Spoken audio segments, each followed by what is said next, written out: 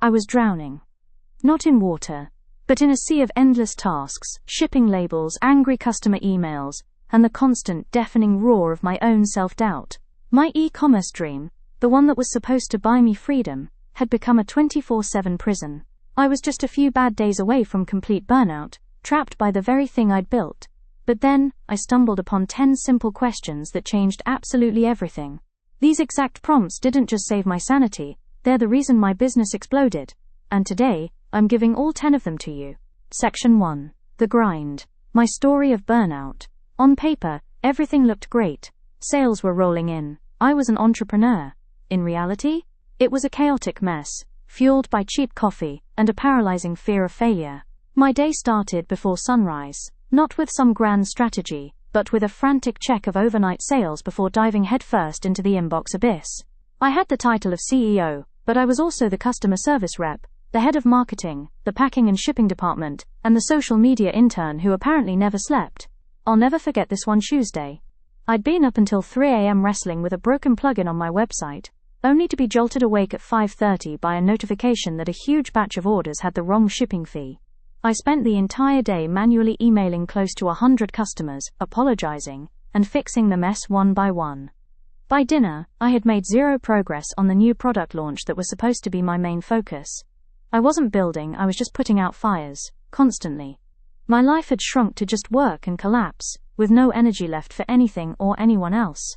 I was so tired, physically and emotionally, that I started to resent the business I once loved. I was working harder than ever, but the business wasn't actually growing. It was just eating me alive. I was stuck in pure survival mode, and I knew, deep down, this wasn't sustainable.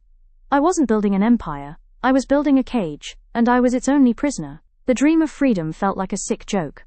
The breaking point, and the discovery. The final straw came in the form of a single, returned package. It was a big-ticket item, and the customer was livid, claiming it wasn't what they ordered. After digging through my records, I realized my exhaustion had led to a simple, idiotic mistake. I'd switched 2 shipping labels. It was a costly error, not just in dollars but in the trust I was trying to build. That one angry email just broke me. I slumped down at my desk, surrounded by boxes and packing tape, and finally admitted it to myself. I can't do this anymore. That was it. I surrendered. And in that moment of defeat, something shifted. I realized that working harder wasn't the answer. Hustling more, sleeping less, that was just a fast track to ruin. The problem wasn't my work ethic, it was my focus. I was incredibly busy, but I wasn't being productive. I was checking off tasks, but I wasn't making any real progress. So I just stopped. Everything. And instead of searching for another productivity hack or a new app, I started asking myself different kinds of questions. Not how can I do more, but what's actually worth doing. I got obsessed with this idea that the quality of my business was a direct reflection of the quality of the questions I was asking. And that's when I started piecing together the prompts that turned my entire life around. Section 3. The 10 game-changing prompts. Look, these aren't just fluffy questions. They're strategic tools designed to pull you out of the weeds so you can finally think like a CEO again. Let's get into them. Prompt 1. What is the one task that, if I complete it, will make everything else easier or unnecessary? This question cuts right through the noise. We all have mile-long to-do lists, but there are usually only 1 or 2 things on there that will actually move the needle. For me, it was answering the same 5 customer questions over and over again via email, for hours every week. My one task became creating a single high-quality FAQ video and sticking it right on my product pages. The result? Customer service emails dropped by 60%, almost instantly. I didn't just answer the questions, I made most of them unnecessary. Prompt 2. What is the biggest bottleneck in my business right now? A bottleneck is that one point of friction that slows everything else down. For the longest time, my bottleneck was fulfillment. I was spending 3 hours a day, every single day, just packing boxes. It was a low-value task that put a hard cap on my growth. I could only sell as much as my 2 hands could ship. This prompt forced me to face it. I ran the numbers and realized outsourcing it to a 3 petaliters would literally be cheaper than what my time was worth. Letting go of that control was terrifying, but the second I did, the business was uncuffed.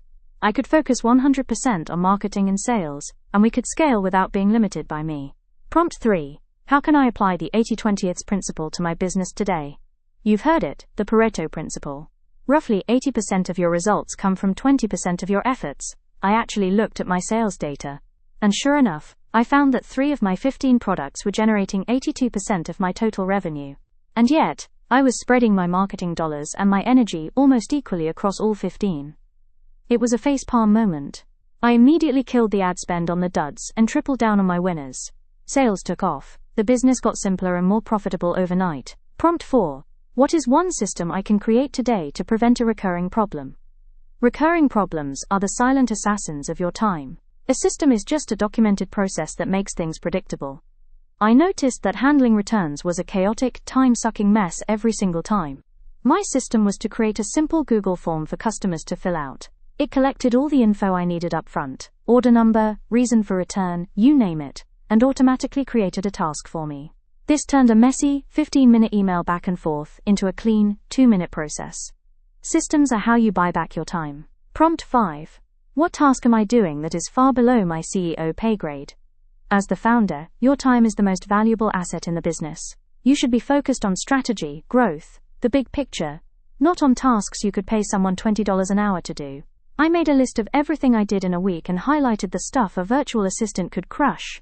Posting to social media from a content plan, handling basic email templates, filtering my inbox. I hired a virtual assistant for just 5 hours a week, and it was one of the best investments I ever made. It didn't just buy me time, it bought me brain space. Okay, I know that was a fire hose of information. Just those first 5 prompts are enough to make a huge difference. To make this super easy for you, I've put all 10 of these into a simple, 1-page PDF worksheet you can download for free. You can print it out, use it every morning, and start planning your days with intention. The link is right at the top of the description. Go grab it and let's jump into the next 5. Prompt 6. What one metric, if I track it obsessively, will give me the clearest picture of my business's health? It's so easy to get lost in a sea of data. Daily sales, traffic, conversion rate, blah blah blah. I decided to pick one North Star metric. Customer lifetime value, CLV. Instead of just chasing new customers, I became obsessed with getting each customer to come back for more. This focus led me to build a real loyalty program and a personalized email flow that actually worked. Focusing on retention didn't just grow my revenue, it made it stable and predictable. Prompt 7. How can I turn my biggest customer complaint into my greatest marketing asset? This is a killer reframe. My biggest complaint at the time was that my packaging wasn't eco-friendly. It was a real pain point. So instead of getting defensive, I leaned into it. I spent a month sourcing 100% recycled and compostable packaging. Yes, it was an investment. But then, I made it a core part of my brand's story. I made content about our mission. I put it on the homepage. Prompt 8. What assumption am I making about my customers that might be dead wrong? We all have them. I just assumed my customers were super price sensitive. I was constantly running sales, terrified to be $1 more than my competition. This prompt finally pushed me to just ask them. I sent out a dead simple survey. The results blew my mind. The overwhelming majority said they cared way more about product quality and fast, human customer support than they did about getting the rock bottom price. This gave me the confidence to raise my prices, invest in better service, and compete on value, not on a race to the bottom. Prompt 9. If I could only work for 2 hours today, what would I absolutely have to do? This is a ruthless prioritization question. It forces you to flat out ignore the trivial stuff and focus only on what creates real value. On the days I ask myself this, I don't clean my inbox or organize my desktop. I do the stuff that grows the business. I negotiate a better rate with a supplier, I write the copy for a huge ad campaign, or I map out the next product launch. This question instantly separates what's merely urgent from what's truly important. Prompt 10. If I were to start a competing business tomorrow, how would I put my current business out of business? This one is my favorite. It's the ultimate strategic gut check. It forces you to look at your own company with cold, critical eyes and spot its biggest weakness. When I asked myself this, the answer was obvious. A competitor could crush me by offering a subscription for my consumable products.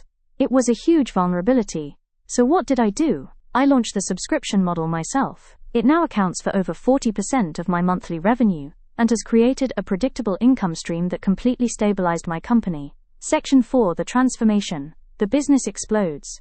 Using these 10 prompts wasn't just about organizing my to-do list. It fundamentally rewired my brain. I went from being a reactive, overworked firefighter to a proactive, strategic CEO. The results were insane. Within 6 months, revenue tripled. But that's not even the best part. My work hours were cut in half. The business no longer needed me to be there every second of the day. It became a well-oiled machine. A true asset that worked for me, not the other way around. I finally got that freedom I was chasing in the first place. I wasn't drowning anymore. I was finally surfing. The business didn't just grow, it scaled. The secret to escaping the grind isn't finding more hours in the day. It's about getting more leverage out of the hours you already have. And that leverage comes from asking better questions. These 10 prompts are your new toolkit for clarity, focus, and explosive growth. You don't have to tackle all 10 at once, just start with one. Tomorrow morning, before you check a single email, ask yourself, what is the one task that will make everything else easier or unnecessary? Just start there, see what happens. If you got any value out of this, do me a huge favor and hit that like button. It really does help the channel. And if you know another entrepreneur who looks like they're about to burn out, share this with them. And of course, subscribe for more no-fluff, actionable strategies to grow your business. Now I've got a question for you. What is the one question or prompt that's had the biggest impact on your business? Drop it in the comments below. I read every single one and would love to learn from you all. Thanks for watching, and go build your empire.